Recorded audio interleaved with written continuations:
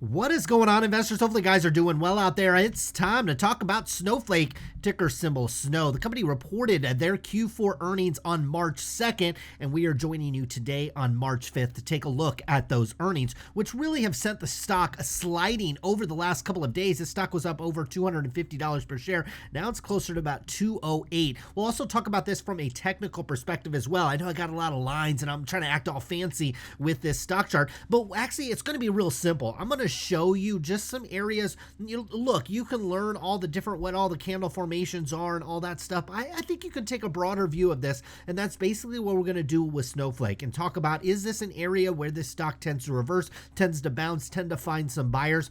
We'll talk about that here in a moment, but we're going to get into the Q4 earnings because they came in with $383 million worth of revenue. That was good for 101% year-over-year revenue growth. I tell you what, that might be one of the reasons why you've got a gigantic $68 billion market cap on this one, on a company that's doing 383 in the revenue side. That's on a quarterly basis. We see for the last 12 months, company printed about $1.22 billion to that top side. So a little back of the napkin math, and you're well over a 50 times sales, just sales, not earnings. We'll get into that here in a moment, but we also got guidance from Snowflake as well. So we had the most recent quarter coming in at 383 on that revenue side. We'll come over here to the financials. We'll show you this. I want to walk you through all the different costs that they have and see if we're turning the corner from a profitability perspective over at Snowflake. Now, they gave us Q1 guidance. That's the upcoming quarter. We're expected to come between 383 and all the way up to maybe 388 to maybe even as high as 390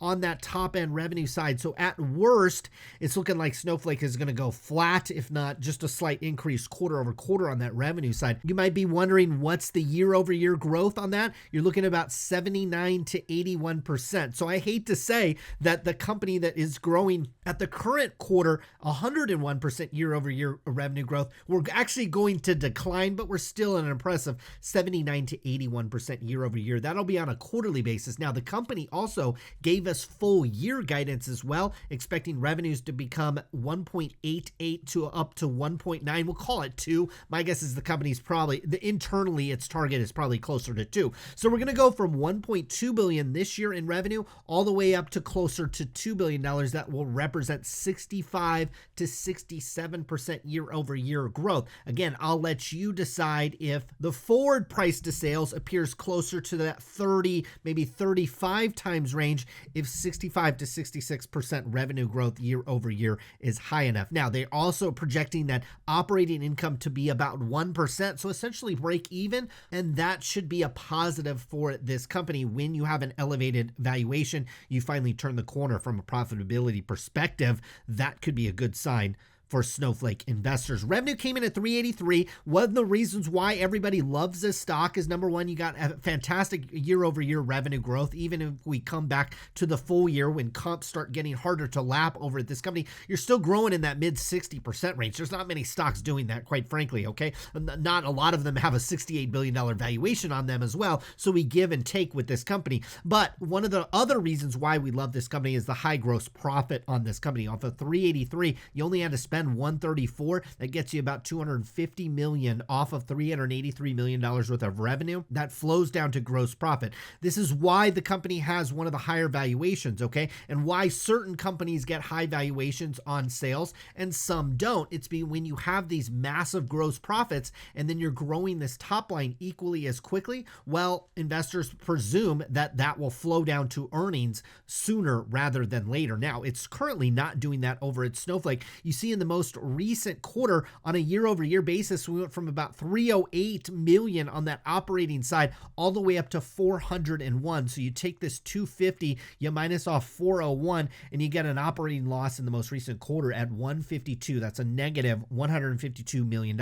Last year, though, you lost 200 million. So it is improving a little bit. And then when we look at the forward guidance, they're saying that they're going to have an operating income margin of about 1%. So off of that 2 billion, well, we should should see some positive operating income from this company sometime in the upcoming year. It looks like they're turning a corner in terms of these operating expenses kind of peaking out or leveling out to a certain degree, and the revenues continuing to accelerate. Now, what's also accelerating is the dilution over at this company went from 284 up to 308 on that weighted number of shares outstanding.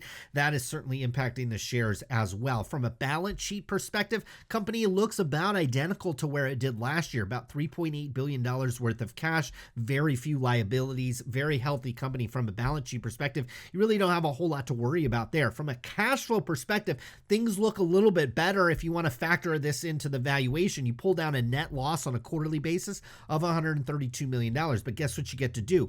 Add back in $145 million worth of stock-based compensation. And what I did notice over on a yearly basis, quarter over quarter, that stock-based compensation actually started to flatten out. And so that could be why the executives are starting to guide to more of a break even from an operating perspective here in the upcoming year, is the fact that this stock-based compensation just started to slow down a little bit. Remember that stock-based compensation is counted up here in our statement of operations as cash. So inside of all this sales and marketing, R&D, and general administrative, of this $401 million worth of cost, $145 million was actually Snowflake shares, so it's not actual cash. So you get to add that back in here at cash flows. You also get to factor that in your cost, okay? Notice that last year we had almost identical, about $145 million worth of stock-based compensation. That was about half of our cost last year because we were at $307 million.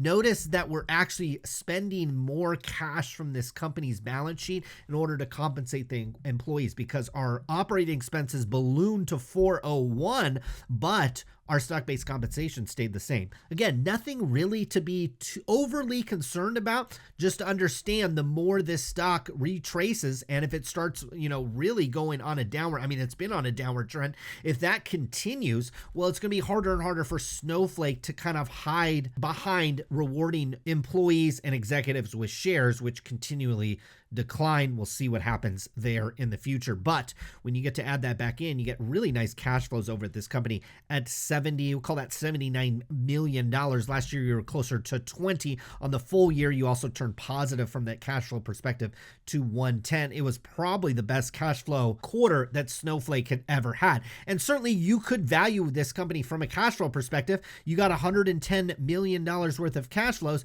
and you still have a $68 billion market cap on this one. You can see why this company needs to continue to grow this and grow it rapidly. All things being considered, not much else on this cash flow side. So this company is just turning the corner from a profitability standpoint. What I wanted to do was just sink in this valuation a little bit, okay? And just humor me here. We've got a chart here of Snowflake, which is in orange. We've got Shopify that is in blue. We've got Tesla in purple, and we have Amazon kind of in a greenish color. Notice that Snowflake, at least according to this chart, on a trailing 12 months basis on a price to sales ratio is 51 times. Shopify is 16, Tesla is 15, and Amazon is just 3. Now, I understand that these companies, while they play in some of the same spaces, they're completely different companies, completely different stocks. But hear me out. Your dollar that you put into any one of these companies knows no difference between all of them. So are you comfortable paying 51 times sales for Snowflake when you could buy Shopify, Tesla, and even Amazon at just a fraction of that valuation? I'll let you to decide that. This company has explosive revenue growth, but how much of that revenue growth and that potential profits down the road are already priced into the stock? And certainly from a technical perspective, we've certainly seen investors weigh the two ends of this spectrum. This company IPO'd, at least it probably popped on IPO day up to the $200 level. It really rallied hard, got up over $420 per share, only to crash all the way down to about $186 per share, to then go on another epic rally up into the 400s, all the way back down near the lows of this stock, closer to $200 per share. Now, the reason why I have some lines on here, I'm showing you, you're looking to sell probably when this stock, look, it's easy to understand at this point, but there are no buyers literally for the stock when it gets up over, we'll even call it $380 per share. There's very few buyers that actually step in at that price. What I have down here highlighted is this green box. This is a reversal zone for the stock. Okay. Notice that every time price action has jumped into this level for Snowflake, the stock has done something, and it's done a dramatic thing. Okay. It's bounced from the 240 range, which is the top of this box, all the way up to 420, came all the way back down, sucked up into this box, kind of dipped below it for a couple of days, but then rocketed back up. And now here we are again in the reversal zone for Snowflake. Could this level between about 210 and 240 hold this stock for a while? Stock can consolidate here. You're looking for a break back above the $240 price range. That would not only get it above our kind of a box here, this reversal zone where this stock, when it's broken above this 240 range, well, it's tend to goes on an epic rally. In fact, it does it pretty consistently, at least in the data that we have here. The other thing this will do is will take us out of this downward channel. Okay. We have this upper channel that I just deleted. That was blue. That is over. We're now stuck in this downward channel. And I tell you what, when stocks are in downward channel, I repeat, you do not want to step into these types of stocks. Take a look at Uber. I remember doing a video on Uber just a couple of days ago. Similar type move that Uber is doing. It's making this downward channel. And anytime the stock price gets to the upper end of the channel, it gets rejected and it comes down. So when we're looking at Snow, we're not going to make the same mistake a lot of investors do. They buy the dip on the way down. You really want to buy the dip when the stock is in an uptrend. This stock will show that it's reversing trend when it gets above about $240 per share, and at the same time gets above this upper channel line. Where you draw this upper channel line, I'll let you to decide, but it's somewhere in this range. And again, these technicals and this method is not perfect because you see back in February, the stock actually bursted out above its technical range only to come back. That's why if I were to step into a stock like Snowflake, I would have a stop loss at the very lowest down here at the bottom end of my channel, down here at about $209 per share. Again, I am not buying this one on the way down. I just showed you a stock like Uber. You can pull up stocks like Lyft and Facebook and Alibaba, PayPal. There's a number of different stocks in these downward channel. And if you would have stepped in here and bought the dip on this one, it would have been an incredibly bad mistake. And I think it's the same case here with Snowflake. You let this knife fall and you don't try to catch it. In fact, you only try to catch it when it bounces up off of the floor and then makes a sign of a reversal, similar to how we did back in June of 2021. Once this stock rocketed above 245, well, it went all the way up over $400 per share. You don't have to be early. You don't have to pick the bottom, especially when we're talking about a stock where the fundamentals and the technicals don't line up. The technicals are painting a stock that is overvalued. I just showed you the fundamentals from a cost perspective, a revenue perspective. Even forward guidance still has this stock wildly overvalued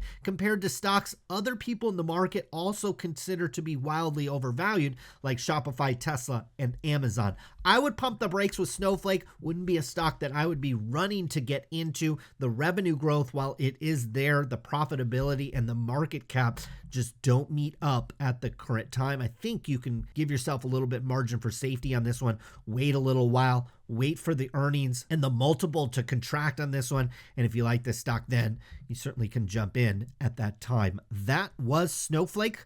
Hopefully you guys enjoyed today's video. Good luck with your investments.